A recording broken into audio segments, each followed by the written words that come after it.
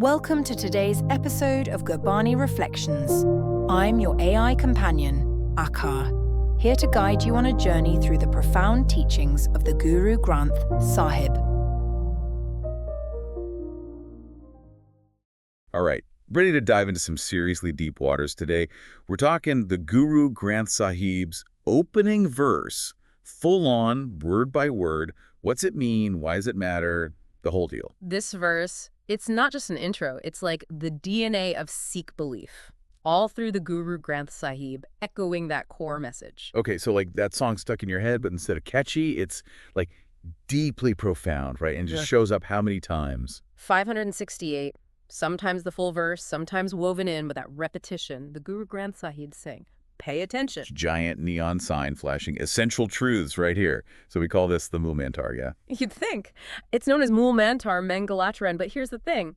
Those labels, not actually in the Guru Granth Sahib itself. Wait, seriously, I always... Common thought.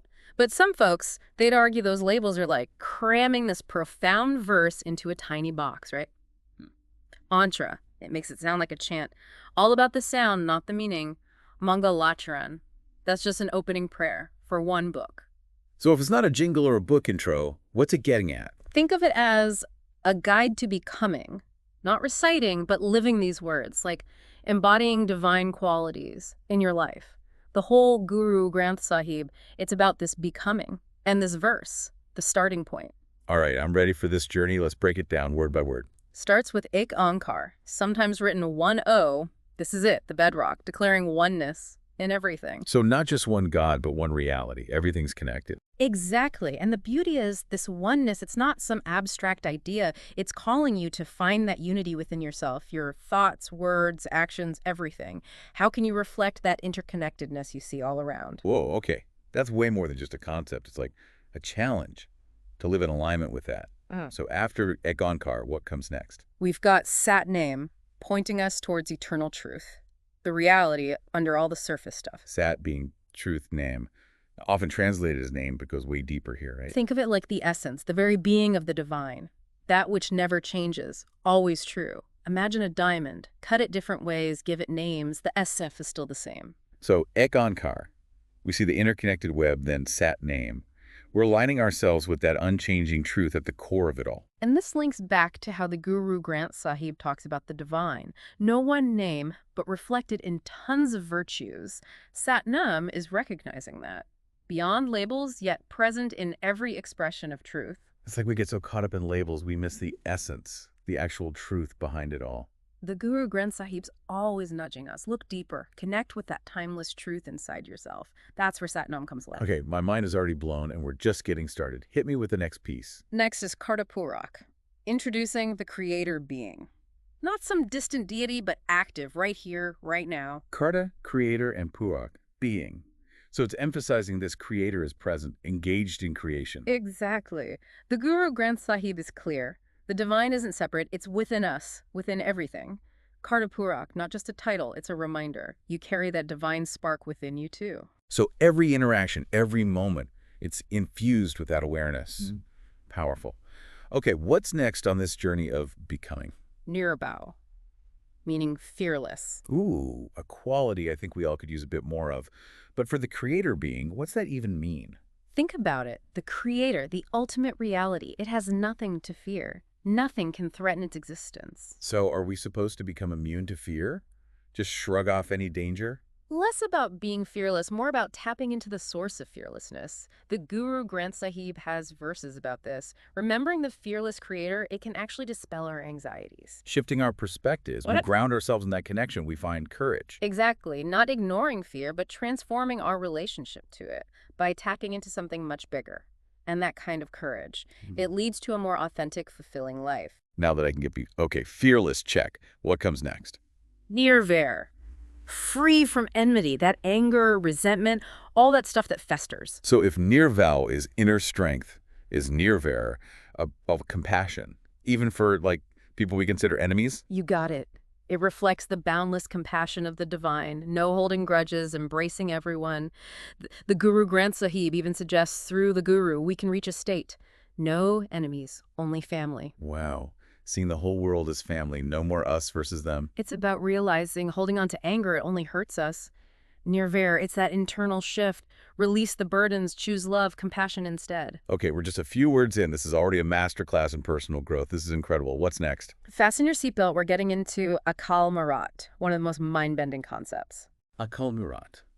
Always found that one intriguing. Break it down for us. Think Akal, timeless.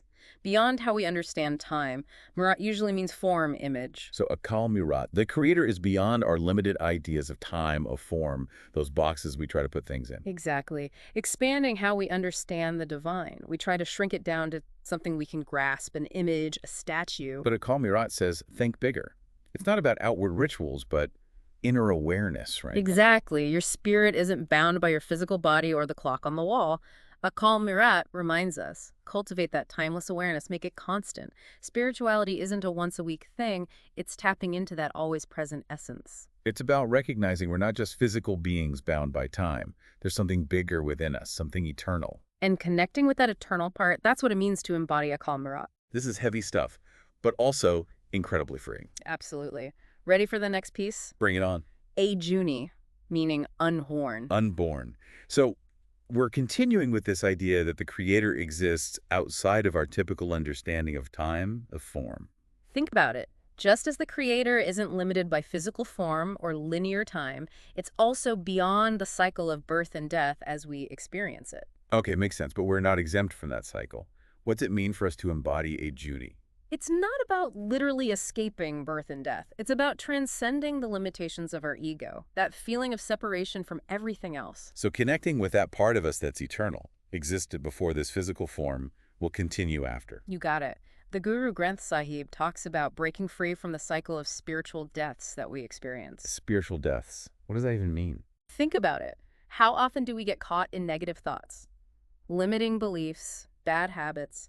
Every time we give in, it's like a mini death of our spiritual potential. Whoa, that's a powerful way to look at it. So Ajuni is recognizing those patterns and choosing to align with that eternal truth within us instead. Exactly. It's about recognizing the parts of ourselves that hold us back and choosing to evolve beyond them. Spiritual growth, evolution. This verse, it's like a roadmap, breaking free from all those self-imposed limitations. This is amazing. Okay, I'm ready for what's next. Next up is Samhang, self-created. Self-created. So this is emphasizing that the creator is completely independent. No external force, no other creator. Right. You got it. Samhang is about the creator's self-sufficiency. It doesn't rely on anything or anyone else for its existence. It simply is. That's a powerful declaration of autonomy. We're not self-created in that same way, though. How does Samhang apply to us? It's about taking ownership of our own spiritual growth. The Guru Granth Sahib stresses this. We reap what we sow. Our choices, they have consequences. So recognizing our own agency, we're responsible for our actions. We have the power to shape our own destiny. Precisely. Samhang is a call to action. Step into your power. Become conscious creators of your own lives. We're not just leaves blowing in the wind. We get to choose our direction. That is incredibly empowering. It's like realizing we're not victims of circumstance, but empowered beings. Yeah. We're capable of creating the lives we want. Yeah, exactly. And to illustrate this point, the Guru Granth Sahib says, I alone will reap all that I sow. My actions are the basis of my spirituality. It's a potent reminder. We're not puppets. We have the power to shape our experiences through the choices we make every single day. It's about owning our spiritual journey. We are the architects of our own becoming. I love it. All right, bring on the final piece. And with that, we reach Guru Prasad, the culmination of this incredible journey through the divine attributes. Guru Prasad, it feels like we've climbed this mountain. This is the peak, the reward. What's the meaning? Gur, the guru, the guiding light of wisdom. Prasad translates to grace, blessings. Guru Prasad, it means, through the guru's grace. So we have our part to play, our own effort, but there's also this higher power guiding us, supporting us. You could say that. It's surrendering to something bigger than ourselves, trusting the journey. It's that leap of faith, trusting the unknown. But the Guru Granth Sahib's clear, it's not blind faith. It's not about sitting back and waiting. Absolutely not. It's about actively engaging with the wisdom of the Gurbani. Contemplate its teachings then, and this is crucial, put those teachings into practice. Alignment.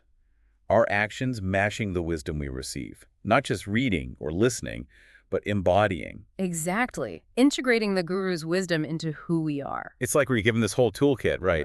But we got to actually pick up the tools, build something. We're not just watching the show, we're in it. Active participants in our own transformation. There's that verse, right? Gurbani is enlightenment. That's Gur Parsad happening.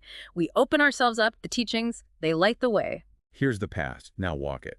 But not just with our feet, our whole selves. Exactly, and that's Sikhism at its core. Not worshiping from afar, but cultivating those divine qualities within ourselves.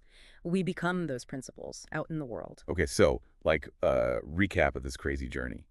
Ek Onkar, the oneness, everything connected. Sat Nam, aligning with that eternal truth underneath it all. Kartapura, the creator, right here, right now, active. Then Nirbal, that fearless spirit. Nirvair, choosing compassion even when it's tough. Akal Marat, whoa, expanding beyond time and form, those limits we put on things. Ajuni, that eternal spark in us. We're not powerless. We create our reality. And finally, Kurprasad, letting that wisdom guide us on this path of becoming. Did I get it all? Nailed it. And even though we broke it down word by word, they're not meant to be separate pieces, you know? More like they weave together. This tapestry, full of meaning, helps us understand ourselves, the universe, a bit better. Each word builds on the last, this incredible momentum. It is a journey of becoming, like we keep saying. But it's not like Prasad is the finish line. We don't just stop there. Nope. This isn't a one-time thing. It's lifelong. Growth, transformation, that's what's exciting. There's always more. To discover, experience, to become, it never ends. It's realizing that life itself is this chance to grow, to connect. Pretty amazing way to look at things. It really is. And the best part, this wisdom, this guide to becoming, it's for everyone. No one's excluded. It's saying, hey, you're invited. Come on this journey. Your background, what you believe doesn't matter. Exactly. Open invitation to become, and that message. Needed now more than ever. Totally. Day-to-day stuff, it's easy to get lost in. But this verse, it reminds us there's a bigger picture, a deeper why. And that purpose isn't becoming someone else. It's about our true nature, letting that divine spark shine in everything we do. Recognizing that we're already worthy, we have this potential, just waiting to be unleashed. That hits home for me. Me too. It's about our actions matching our best selves. Choices made from love, compassion, wanting to serve. Because, let's be real, we're all in this together. What we do, even the small stuff, it has ripple effects. Which is why this becoming, not a solo mission. We're not meant to walk the path alone. The Guru Granth Sahib talks about community, sangat, coming together, sharing, lifting each other up, celebrating the journey together. We need those people, right? The ones who get it, who can support us, cheer us on. Totally. That feeling of belonging, of being seen, it's huge. The Guru Granth Sahib, it recognizes that. It's about building a world where everyone can thrive, based on compassion, understanding, respect for all. And that vision, that's what we should aim for. Rooted in the wisdom of the Guru Granth Sahib, still inspiring people everywhere. And it's a vision that can change the world, one heart, one mind at a time. So as we keep going deeper into this incredible text, it's not just about knowing stuff, right? It's about letting that knowledge change us, transforming us from the inside out. We become living, breathing examples. Not just talking the talk, but walking the walk. It's like this verse isn't just ingredients, right? It's the whole recipe for a more fulfilling life. It really is. And not just our meal, a feast to share with everyone. As we wrap up here, gotta say, I'm kind of blown away. One verse, a handful of words, and look how much we unpacked. That's the Guru Granth Sahib right there. Bottomless well of wisdom, the more you draw, the more there is. That's like, oh wow, we can always go deeper. More to learn, more to experience, more to become. Hopeful thought, isn't it? Self-discovery, spiritual growth, it never has to end. A lifelong adventure. Yeah. And this verse, it's our map and compass. Like that aha moment. You realize the key to your own transformation. It's already yours. You have what you need inside to unlock it all. That's what I'm taking with me today. That power to become. It's in each of us. And as you go about your day, remember those words. Keep them close. Ek Omkar, Satnam, Kartapurak, Nirbal, Nirvar, Akal Morat, Ajuni, Sebhang, Guprasad. Guide your thoughts, your words, what you do. It's not about being perfect. It's about trying to live these qualities more and more, one step than another. Progress, not perfection. Every moment, a chance to choose love, choose compassion, become a little closer to our best selves. This deep dive, incredible. I feel like I get this verse in a whole new way now. The power it has. And remember, the real journey? It starts now. Those quiet moments, the choices we make, that's how we bring this to life. So we're wrapping up, but I got to ask one last thing. Of everything we talked about today, what sticks with you? What feels like almost an invitation, something to really embody in your life? Hold on to that, let it guide you, see what happens. Beautiful way to end it. The journey of becoming, it takes a lifetime. And it all starts with that first step. What will yours be?